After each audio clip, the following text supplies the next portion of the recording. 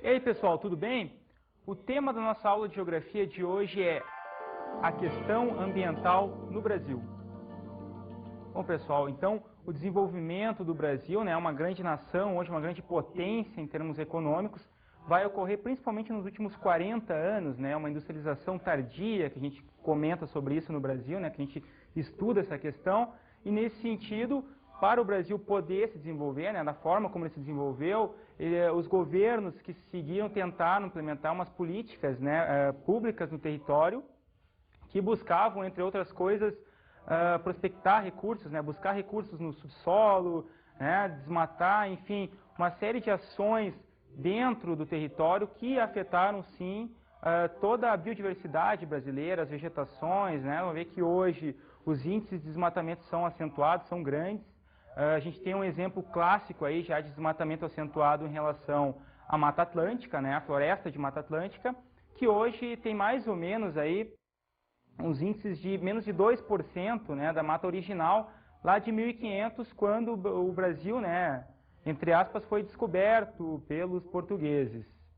Então, para o Brasil se desenvolver dessa maneira, né, agredindo muitas vezes o meio ambiente, os governos no início não se preocupavam tanto com a questão ambiental, né, existia uma lógica de que o importante era se desenvolver, não importa a que custo, né, não importava o custo do tipo de desenvolvimento, ou seja, crescer como nação era a base, né, dos governos, principalmente militares, e dos governos seguintes também, no sentido de que o país precisava gerar divisas, né, exportar principalmente minérios, né, e recursos da biodiversidade, gerando assim maiores lucros, né, tanto para o Estado, para os governos, quanto para as grandes empresas de mineração, aquelas empresas, as famosas madeireiras, né, inclusive do Canadá, entraram aqui com capital aí para poder derrubar boa parte das florestas, principalmente da floresta amazônica.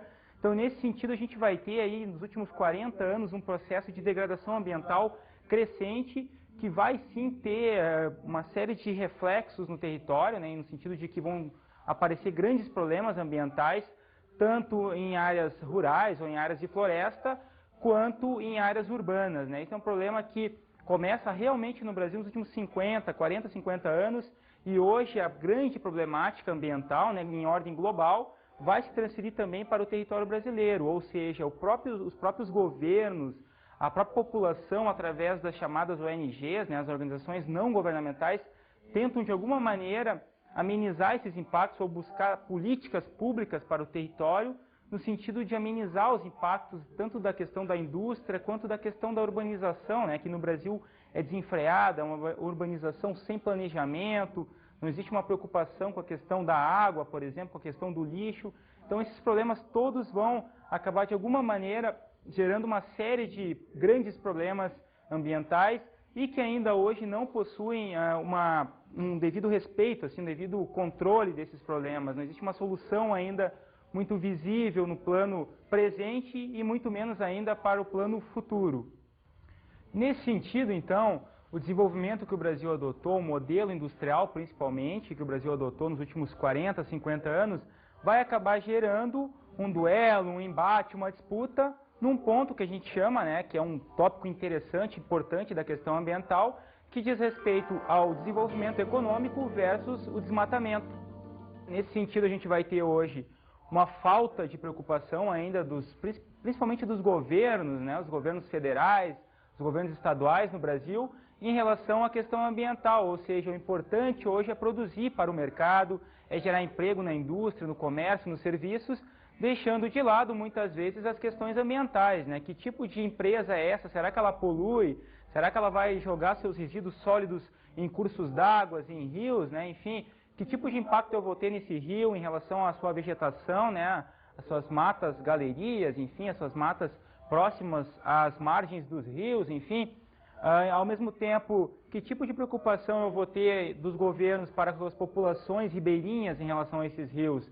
Enfim, uma série de problemas ambientais hoje estão associados à questão econômica, porque o Brasil ele não se preocupou e uma série de países no mundo também não se preocuparam, né? Aquele velho conflito, né, existente entre a questão de que os pobres, para se desenvolverem, precisam sim também, digamos que de alguma forma mesclar os recursos ou de alguma forma prospectar esses recursos naturais, Só que, claro, no caso dos países periféricos, dos países pobres, o importante não são os recursos em si, né? Ou seja, será que se eu desmatar agora, se eu acabar com esse recurso, se eu poluir esse rio daqui a 30 anos, como será esse rio, né? Como serão essas vegetações?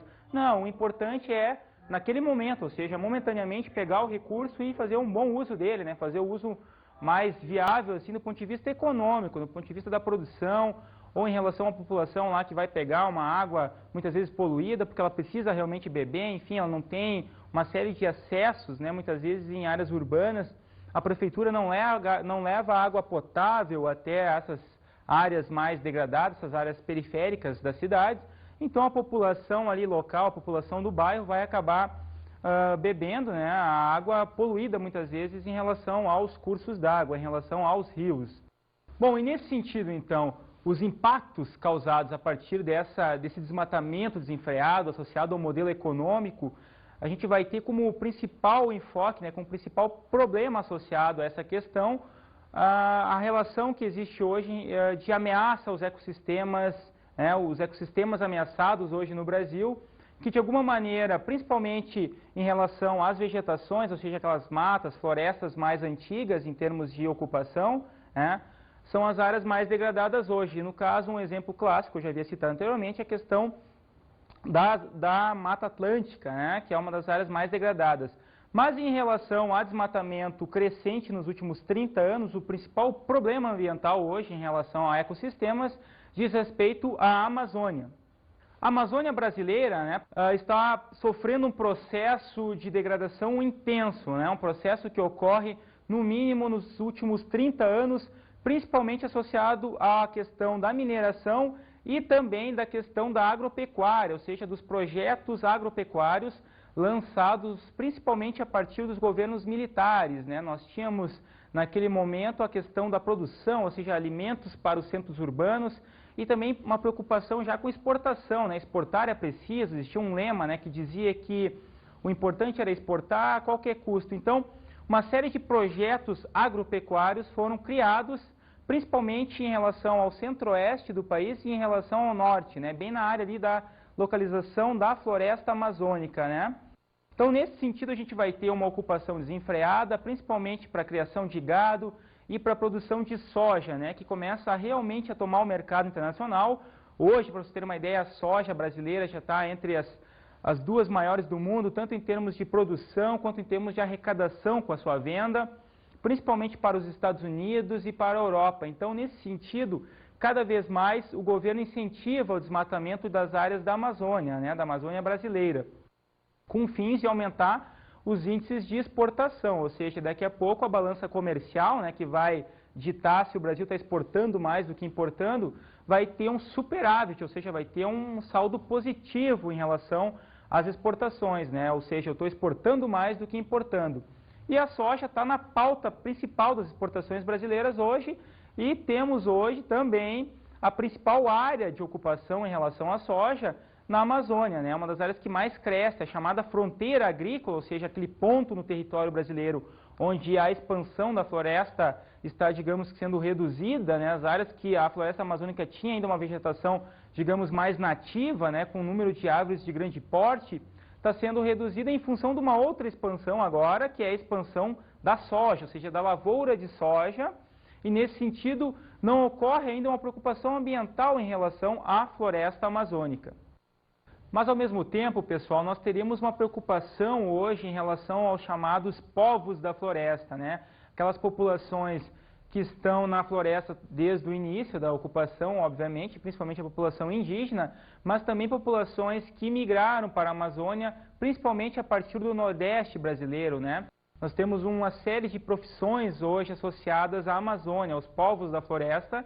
No caso, uma das mais conhecidas no mundo todo hoje são os seringueiros, né? Aqueles povos ali que trabalham com a questão do látex, né? De onde se tira, a partir da seringueira, um líquido que é utilizado na produção da borracha, né? Principalmente utilizada na indústria calçadista, enfim, para a geração de produtos, né? Então, a gente vai ter uma série de preocupações dessas populações em relação à questão ambiental, né? Um caso clássico assim dessa preocupação diz respeito a um seringueiro, né, muito conhecido, chamado Chico Mendes, que lutava pelo direito dos povos da floresta, ou seja, ele queria que os povos da floresta, de alguma maneira, tivessem acesso aos recursos e tivessem um uso racional, ou seja, fizessem um uso mais racional da floresta, no sentido de que os recursos pudessem permanecer ali à disposição dessa população por períodos grandes na história, né? Ou seja, daqui a pouco eu vou ter, talvez na história humana, aí 30, 50, 100 anos de utilização racional da floresta.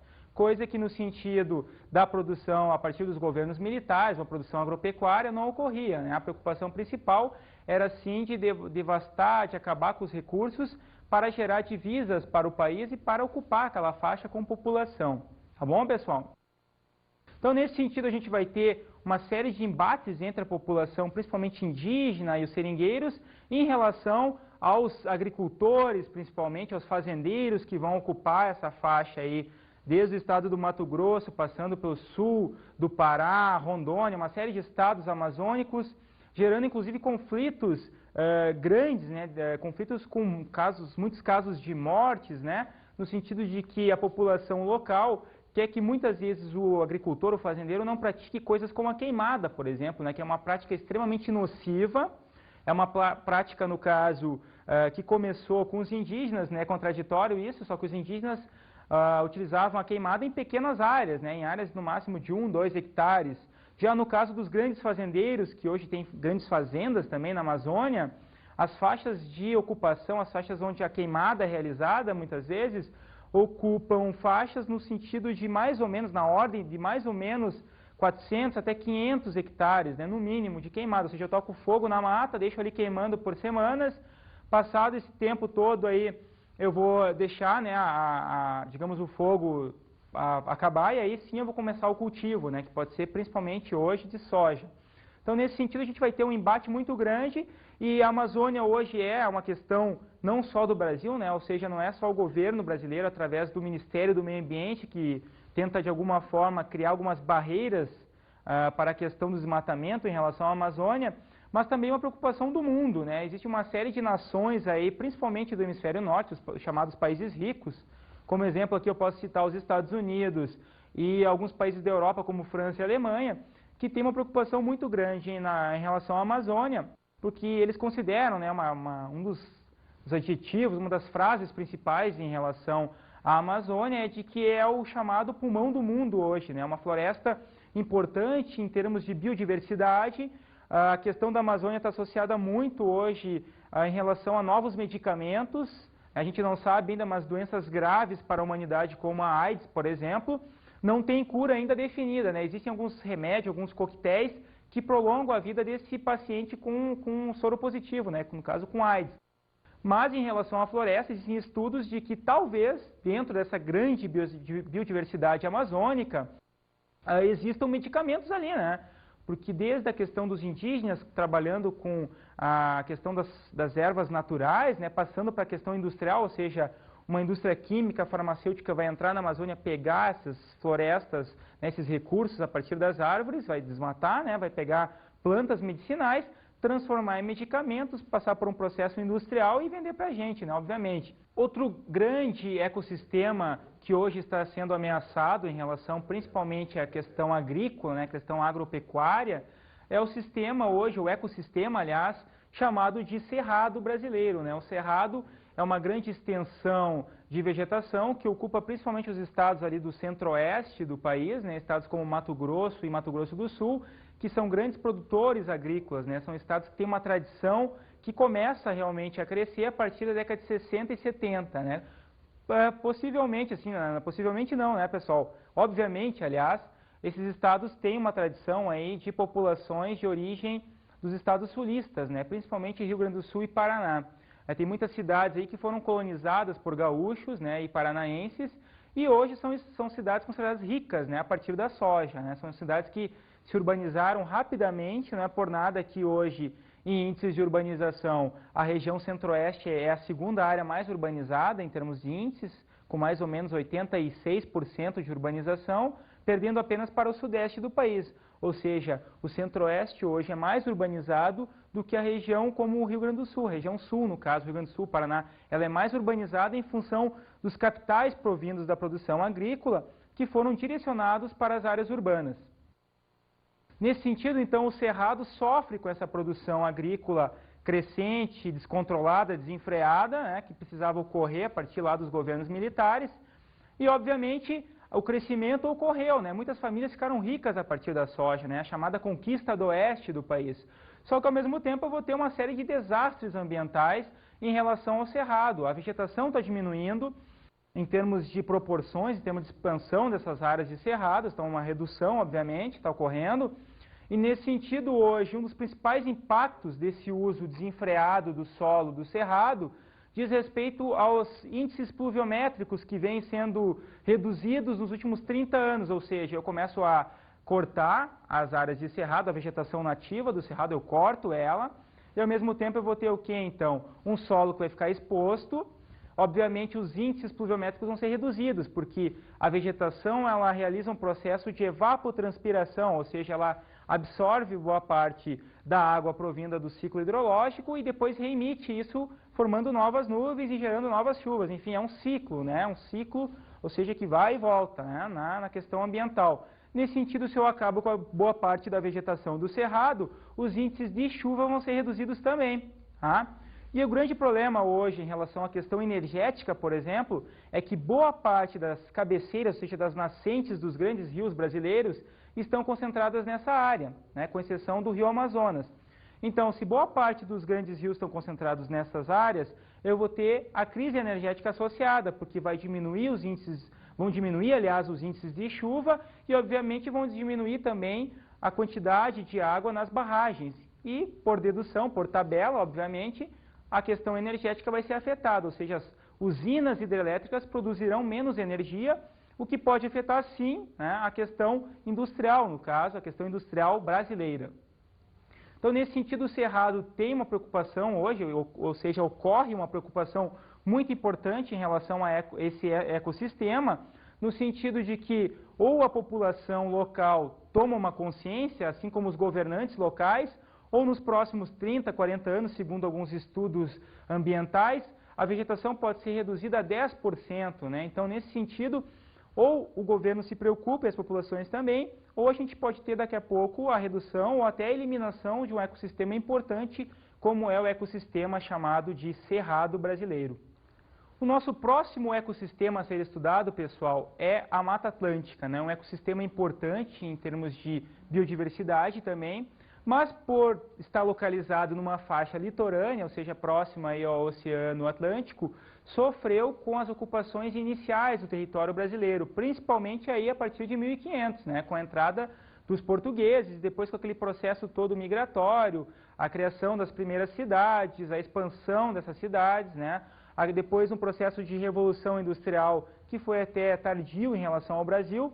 Essa expansão das cidades cresce cada vez mais, e ainda cresce, né, até hoje, no sentido de que boa parte do emprego da indústria está localizado nas grandes cidades. Então, a população que mora em áreas rurais, por exemplo, migra para os centros urbanos, localizados, obviamente, os maiores estão localizados, obviamente, na faixa aí da costa, né, na faixa litorânea brasileira. Então, nesse sentido, a Mata Atlântica foi drasticamente reduzida daqueles índices lá de 1500 para hoje, né? Então os índices atuais hoje de vegetação em relação à Mata Atlântica são da ordem de menos de 2% da mata original.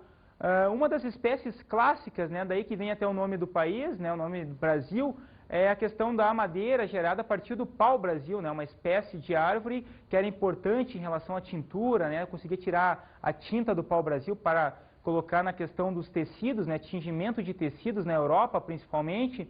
Então, nesse sentido, houve um grande desmatamento em relação a essa espécie, mas também em relação a uma série de espécies ricas, né, na biodiversidade da Mata Atlântica e que, de alguma forma, por uma falta, por uma omissão dos governos, mesmo lá no início, né, o governo português e depois, obviamente, com os governos já brasileiros, no sentido de que essa preocupação não reduziu a questão dos desenvolvimentos industriais, ou seja, eu tenho que fazer um desenvolvimento sobre a Mata Atlântica, que é mais importante que a própria vegetação, né? O importante é reduzir índices de pobreza, muitas vezes, ou índices de desemprego, para gerar renda para a população. Então, nesse sentido, os governos, os governantes, se preocupavam mais com a questão do desmatamento desenfreado associado a um desenvolvimento econômico, ao modelo adotado pelos governos brasileiros.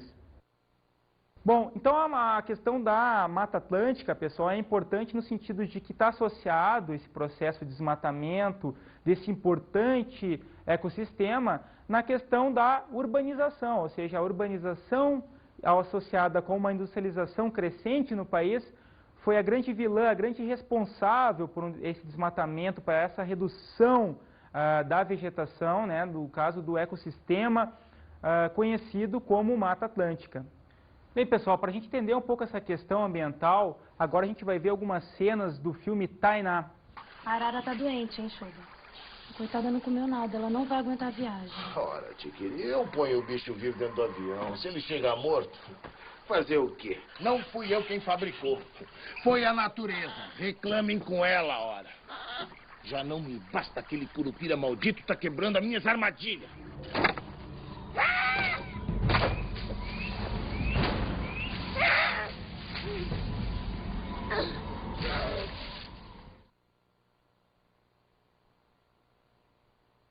Vocês viram aí nas cenas do filme, né, pessoal, que o filme Tainá, ele mostra bem essa disputa, esse embate entre a população ribeirinha ali, local da Amazônia, os chamados povos da floresta, em relação aos predadores, em relação ao homem branco, né, que tenta prospectar recursos minerais e, ao mesmo tempo, se apropriar de algumas espécies da vegetação, né, algumas espécies da fauna e da flora amazônica. Visto isso, pessoal, agora nós trabalharemos com alguns ecossistemas urbanos. Os ecossistemas não estão apenas localizados em áreas de florestas, no caso, né, pessoal? No sentido de que um ecossistema representa a associação entre o meio ambiente e o homem, ou seja, é um uso do espaço, do seu habitat, que pode ser tanto do homem quanto de espécies, né? Nesse sentido, espécies da vegetação, por exemplo. Então, nesse sentido, a gente vai ter também um ecossistema urbano, ou seja, dentro de uma cidade eu posso ter uma série de riquezas em relação à vegetação, por exemplo, e ao mesmo tempo a participação do homem ali vivendo naquele ambiente, poluindo, degradando, enfim, ou até mesmo tendo um uso mais racional desse espaço urbano. Então, nesse sentido, a gente vai ter uma série de problemas associados hoje à questão dos ecossistemas urbanos, e um dos mais sérios, hoje um dos mais conhecidos, diz respeito à poluição nos grandes centros urbanos. A poluição nos grandes centros hoje é cada vez maior, principalmente em relação às grandes cidades, as cidades milionárias que a gente chama, né, as grandes cidades brasileiras que têm mais de 1 milhão de habitantes. Essas cidades, elas apresentam hoje, principalmente em horários de pico, né, são aqueles horários onde a população ou vai para o trabalho, né, 8 horas da manhã mais ou menos, e nos horários onde ela sai do trabalho, mais ou menos 6 horas da tarde, né, pessoal? Então, nesse sentido, ocorre uma série de problemas ambientais associados à poluição, principalmente em relação à poluição sonora, ou seja, aquela poluição causada pelos veículos, pelos ônibus, pelos caminhões, que nos grandes centros são muito importantes, né? Nenhuma grande cidade vive sem um sistema urbano de transporte, principalmente coletivo, né? Com os ônibus. Então a poluição é muito grande nesses horários de pico, e essa poluição pode trazer, entre outras consequências, a questão dos índices de qualidade do ar, ou seja, os índices daqui a pouco para a respiração humana vão ser ruins. Tanto é que em cidades como São Paulo, hoje, a Organização Mundial da Saúde diz que nesses horários de pico, a população não pode, ou pelo menos deve evitar, de permanecer nessas áreas onde a concentração de poluentes é muito grande, né? Principalmente nos pontos de fluxo principais, né? Nos principais fluxos de transporte nos horários de pico. Então, a poluição sonora é um dos grandes problemas, né? Mas também a gente tem um outro problema importante em relação à questão da poluição, que diz respeito à poluição visual. Isso é muito importante em relação ao ecossistema, principalmente a partir da década de 50, quando a urbanização ela começa a crescer de uma forma descontrolada no Brasil. Nesse sentido, essa poluição, no caso visual, né, ela ocorre principalmente em relação à questão da natureza, ou seja, a natureza fica deixada de lado, né, as paisagens naturais, por exemplo, uma área de morro, com uma vegetação, com uma arborização toda, ela vai ser desmatada e no local dela eu posso colocar, por exemplo, uma indústria, né? Ou uma série de placas. Hoje nas grandes cidades, um dos principais pontos assim, de poluição sonora e visual, principalmente a visual, diz respeito à questão dos outdoors, daquelas placas publicitárias, né, letreiros, enfim, uma série de poluições, né, que fazem com que a população nessas áreas, nesses grandes centros, de alguma maneira, tenha reflexos, tenha impactos na sua vida. Um dos principais pontos hoje nas grandes cidades brasileiras diz respeito à questão do estresse, né, estresse emocional, ou seja, eu trabalho muito, eu pego poluição sonora nessas horas de pico, eu pego poluição visual, ou seja, eu não consigo ver mais o pôr do sol, eu não consigo ver o nascer do sol, enfim.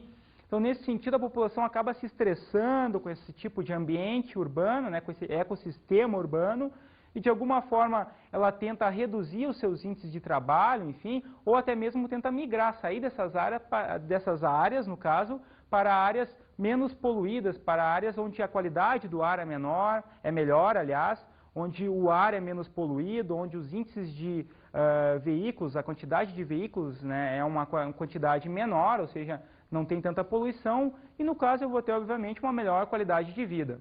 A produção de resíduos domésticos e industriais é um outro problema importante hoje nos grandes centros, né, pessoal? A produção é desenfreada, ou seja, a indústria produz muito lixo, tanto sólido quanto líquido. Ao mesmo tempo, a população nas grandes cidades também consome muitos produtos industrializados. Hoje a carne, o leite, quase tudo vem em embalagens, né? Essas embalagens vão ser transportadas pelos caminhões da prefeitura, os caminhões que trabalham com a limpeza urbana, para áreas como aterros sanitários, lixões a céu aberto. Então, nesse sentido, hoje eu tenho uma geração de lixo muito grande, tanto em termos industriais quanto em termos da população, ou seja, das habitações, das moradias, que podem causar aí uma série de doenças, né, desde que estejam expostos à população, né? Por exemplo, a questão do chorume, que é um líquido gerado a partir da compactação do lixo, né? Então, nesse sentido, a população que respira esse ar gerado por esse líquido pode desenvolver doenças respiratórias e, ao mesmo tempo, aquela população que se alimenta ou, pelo menos, sobrevive a partir desses recursos pode ter uma série de doenças, né, de pele, né, leptospirose, porque junto com a população que cata lixo, eu vou ter também animais como ratos, por exemplo, que podem se alimentar daqueles resíduos, daqueles restos, tanto industriais quanto habitacionais, quanto das moradias, né? Então, nesse sentido, é um grande problema ambiental concentrado nas grandes cidades, né, a partir de uma concentração de população, uma concentração de indústrias, de serviços, enfim, uma geração muito grande de lixo, de resíduo industrial e das moradias, das residências. Mas qual seria uma alternativa para o lixo urbano, né, para o tratamento do lixo urbano hoje nos grandes centros?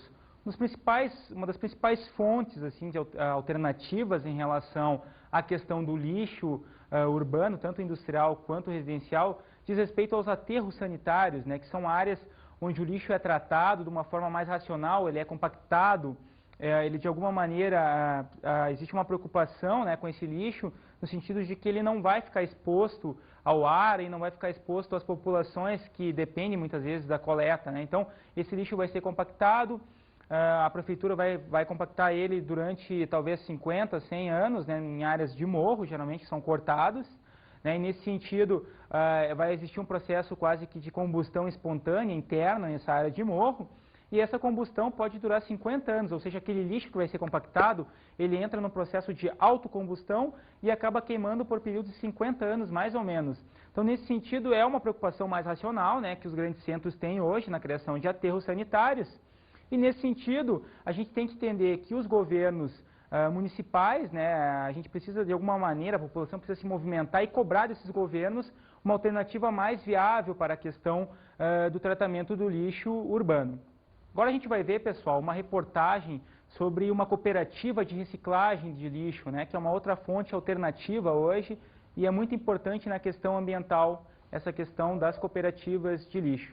Bom, dia a dia, assim, o catador, ele tem uns que vão de manhã para a rua, pega o carrinho de manhã, vão para a rua, aí eles chegam em torno de meio-dia, né, almoço, e daí eles começam a fazer a separação do material. Cada um faz a separação. Tem outros que vão na parte da tarde, né, à noite, aí vão para a rua, chegam, né, 10 horas da noite, 9 horas da noite, e deixam o material aqui, deixam o carrinho, vão para casa, outro dia de manhã eles vêm fazer a separação.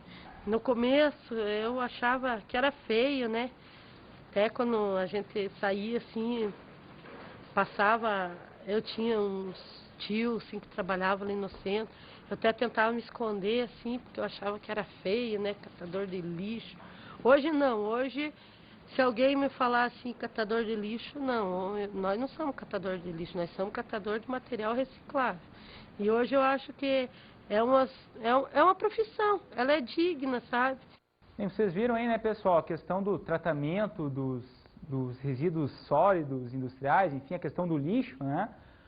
Uma pessoa ali falando sobre o orgulho dela em trabalhar na questão do lixo, ao mesmo tempo apareceu também a questão dos horários em que os catadores, né, de lixo, no caso, fazem, no caso, seus horários de trabalho, né, e ao mesmo tempo a importância desse trabalho, ou seja, a sociedade hoje tem que se preocupar também em dar o devido valor a esse tipo de trabalho. É uma profissão, sim, é importante na questão do tratamento dos lixos, né, na questão industrial hoje, ou seja, o lixo industrial e das moradias, no caso, é importante no sentido de que essas pessoas trabalham para melhorar também a questão dos problemas decorrentes do mau uso do lixo.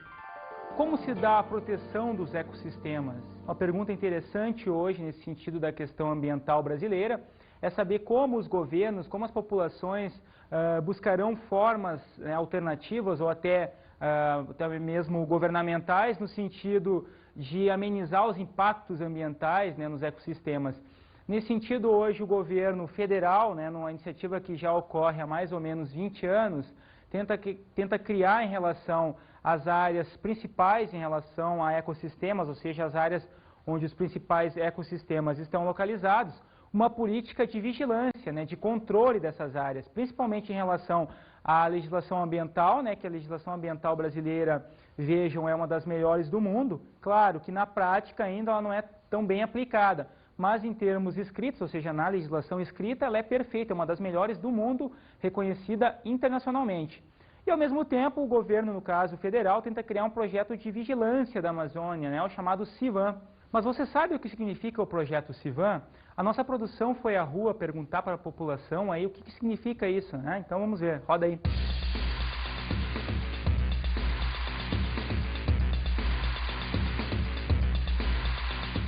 Você já ouviu falar no projeto CIVAM? Tenho a mesma ideia o que é. Você já ouviu falar no projeto CIVAM? Não, senhor. Não sabe dizer o que é? Não sei o que é. Vocês já ouviram falar no projeto CIVAM? Não. Não sabe dizer o que é o projeto CIVAM? Não. Vocês viram aí, né, pessoal, que muita gente não sabe o que significa o tal do CIVAM, né? O que é o CIVAM? É um projeto de vigilância da Amazônia, né? Um sistema de vigilância da Amazônia, no sentido de que o governo tenta criar aí uma política de defesa do território, principalmente amazônico, né? Tentando evitar a entrada de mineradores lá da Venezuela, por exemplo, ou de aviões que praticam o que? O narcotráfico, né? O tráfico de drogas, principalmente aí de países como a Colômbia e a Bolívia. E finalizando, vamos trabalhar agora a questão dos movimentos preservacionistas, né? Aqueles movimentos que tentam, de alguma maneira, barrar principalmente o desmatamento em relação aos principais ecossistemas, né? No caso da Amazônia, do Cerrado.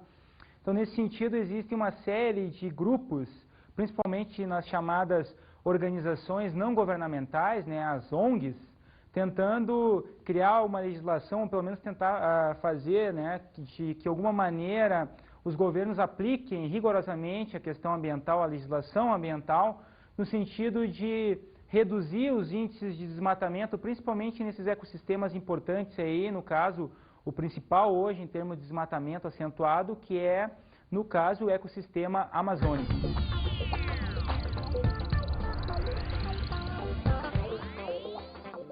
Pessoal, uma dica interessante de estudo aí para a questão ambiental brasileira é aquele filme que a gente viu uns trechos durante a aula, chamado Tainá, onde aparecem as questões aí relacionadas às disputas entre a população indígena e a população, digamos, branca, né, o homem branco. Então, é um filme interessante, eu espero que vocês realmente assistam e desenvolvam esse trabalho, essa consciência em relação à questão ambiental.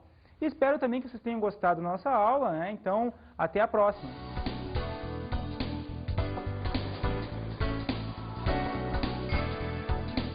Na aula de hoje estudamos a questão ambiental no Brasil. Os problemas decorrentes do mau uso dos recursos no Brasil é um problema sério hoje. preocupação da população através das ONGs, dos governos, enfim, no sentido de amenizar os impactos causados pelo mau uso dos recursos naturais no Brasil. Bons estudos.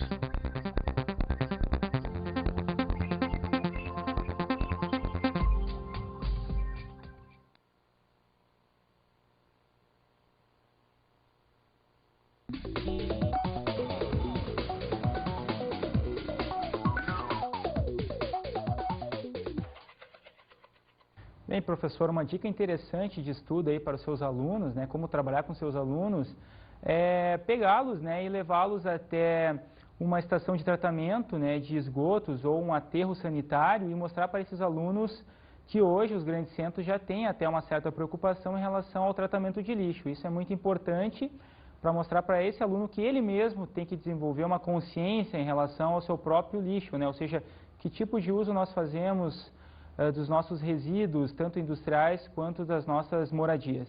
Tá ok?